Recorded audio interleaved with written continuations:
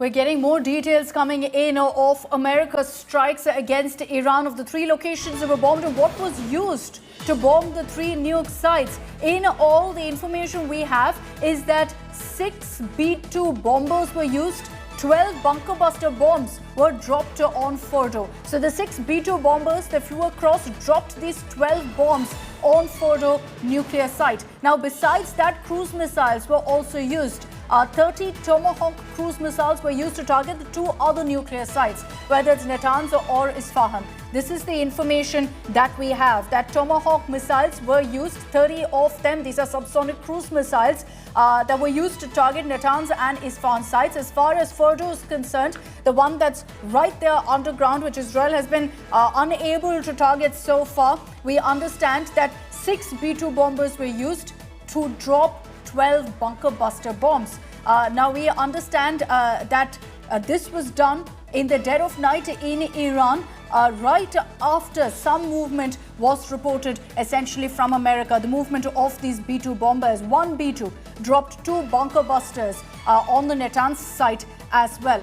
So essentially these bunker busters were used at 2 locations. For good measure, America not just using these on Fordo but also in Natanz, which also had an underground facility, not as deep as Fordo, but nevertheless it was underground, which is why America, not taking any chances, has reportedly used these bunker buster bombs at Natanz as well. This is the information that we have. Essentially, America relying on 2 of, in fact, their most talked about missiles. One is the bunker buster bombs and the other is the Tomahawk missiles. 30 of them were fired. So clearly, America going after these 3 nuclear sites and trying to ensure that there is nothing left of it. I'll bring in Pranay in just a bit for those details as well about all of the missiles that were used. But let me open this up with our panelists joining us on this broadcast. We've got Suvrokamal Dutta, foreign policy expert, joining us on this broadcast. Also, S.D. Muni, former diplomat, with more on this. As we're getting more details of the format and the nature of the strike by America against Iran, Dr. Dutta, to you first, on what really you see as Iran's response now going forward. Well, I think it is going to escalate further. And I believe the situation is not going to calm down, because Iran would actually try each and everything to take on United States of America as well as Israel. Iran has been pushed to the wall, and I think the flare-up is going to, attain in a very dangerous kind of a dimension. As far as the destruction of the nuclear reactors, the Fordo reactor is basically enriched with uranium-234 and 235 isotopes. And the one in Isfahan, that is a plutonium-based reactor.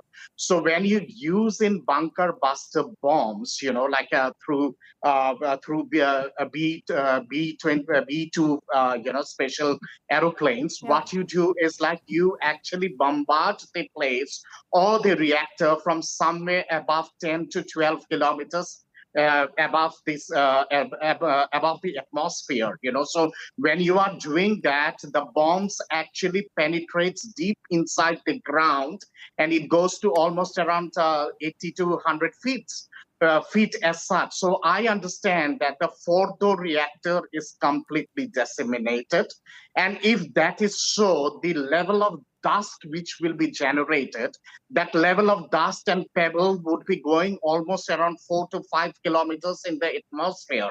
And if there is a leakage, that is going to create a huge humanitarian. No, so far, Dr. Dutta, there's been communication that's come across from countries, from Iran too, that there's been no radiation. Look, Iran maintains that there's been minimal impact, minimal damage, because they claim that they actually moved out all equipment even before the strike took place, knowing that America would do this. So there are 2 versions essentially that are emerging right now of exactly what happened and the impact, at least, that these strikes have had. Because you had Trump saying that it's all completely, utterly destroyed, in his words. Iran saying, look, nothing has happened because we moved everything out. But the reality is, and the messaging here is very clear, Mr. Muni, if you look at the manner in which these strikes were conducted, US is trying very hard to send out a message to the global community, to Iran too, that our only attempt was to target nuclear sites, nothing beyond that. They will be counting on it ending here, but very, very unlikely really that Iran will just sit by and watch this happen.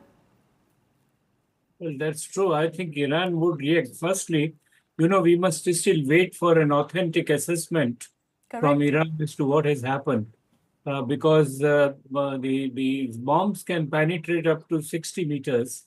And the Iranians have claimed that their facility is 80 meters down the hills. Of course, I believe that the heavy bombing which has taken place by the US must have destroyed Fordo and all around area in a very massive way.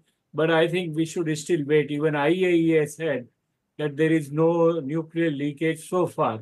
Therefore, I would keep my fingers crossed in rushing to the conclusion as to what is the extent of damage which has been done. Now, what Iran can do is it can target almost 40,000 American troops and American weaponry, which is stationed in Middle East, in countries like Jordan, Syria, Kuwait, Bahrain.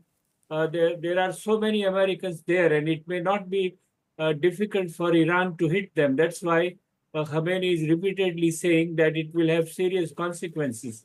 And if you think even a few thousand American troops are killed, or few hundred American troops are killed, it will have serious consequences so far as domestic politics in America is concerned. The range, it's within the strike range for Iran because of the massive deployment that America essentially has in the Middle East with multiple military bases.